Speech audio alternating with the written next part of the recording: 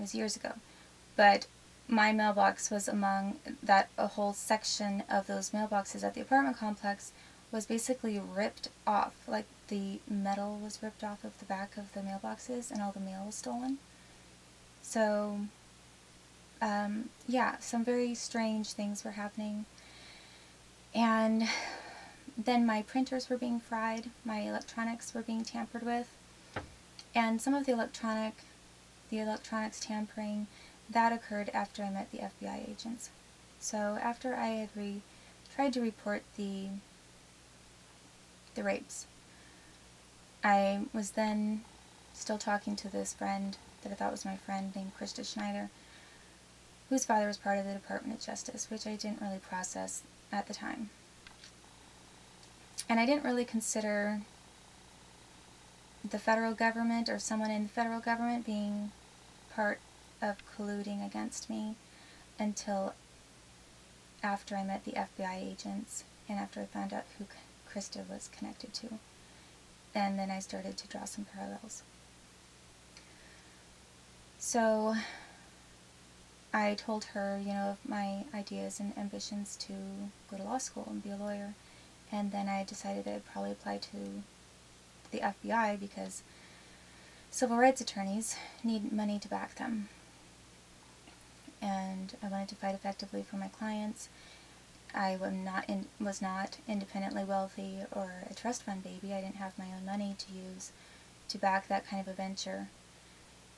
So I thought, well, to start, I could at least maybe work for the FBI, and they would have some money to back civil rights lawsuits that I would like to pursue against white-collar crime, corporate crime, or civil rights violations. And then I thought, once I have a good footing with that, I could possibly then move out of the FBI even and have my own private practice and possibly have money to support me at that time, later down the road. So that was my pretty set idea. And I told her, and she sort of sounded shocked that I was planning to apply to the FBI. I mean, it wasn't like it's something I just mentioned off the cuff. That was what I was going to do.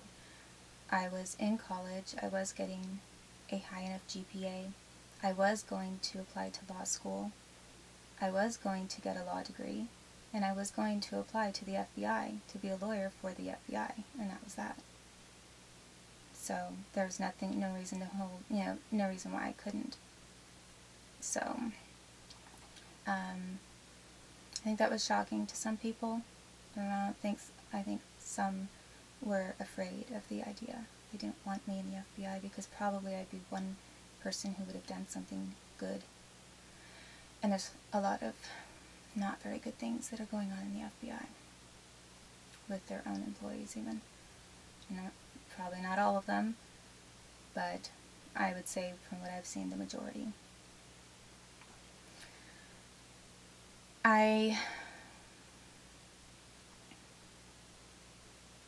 Then, after letting her know this, and after trying to report those rapes and then being told that the one guy was out of the country and then being mocked about trying to report Robin Bechtold, I started having police harassment and I started getting parking tickets for no reason.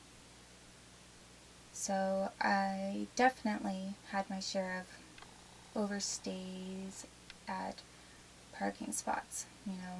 10 minutes, a little bit over the meter. I've done that. I did it too many times. However, I started getting tickets for at least 50% of the time. I wasn't overstaying the meter at all. I was getting false ticketing. And on one of them, because it was happening so much, I finally bought a disposable camera, kept it in my glove box in my car,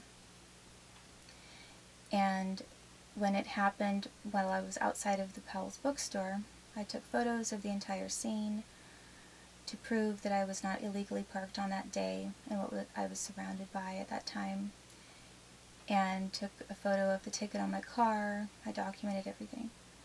I took all of the photos and my written letter to the courthouse to explain what was happening and how I had been falsely ticketed. And then when I later checked on it to see what had happened, I was told that there was nothing in the system at all about any ticket having ever been issued to me, even though I'd had a ticket on my car with a number on it for tracking purposes. Basically, I said, well, was that ticket just dismissed? Did the judge dismiss it?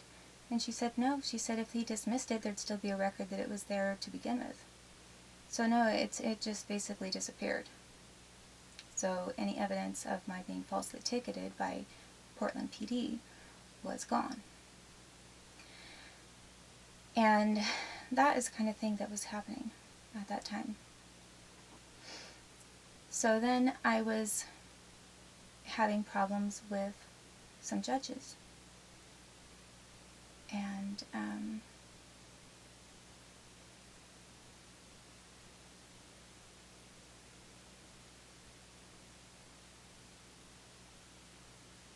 And that the problem with the judges basically came up after the Willamette Week article was printed as well.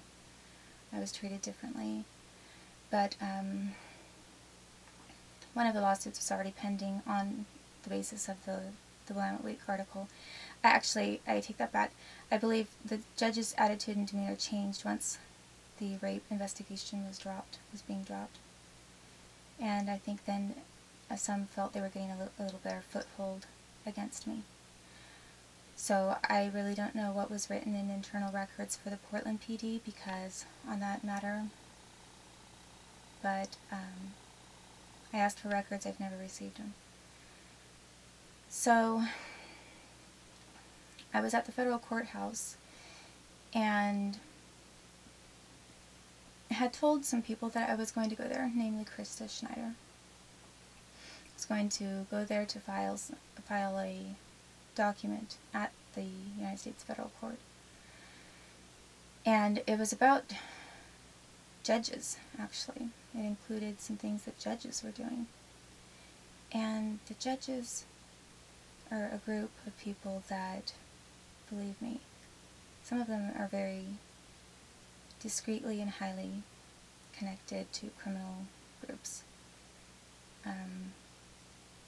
Judges have basically full immunity from being prosecuted in a lot of ways, and some of them really take that position and run with it.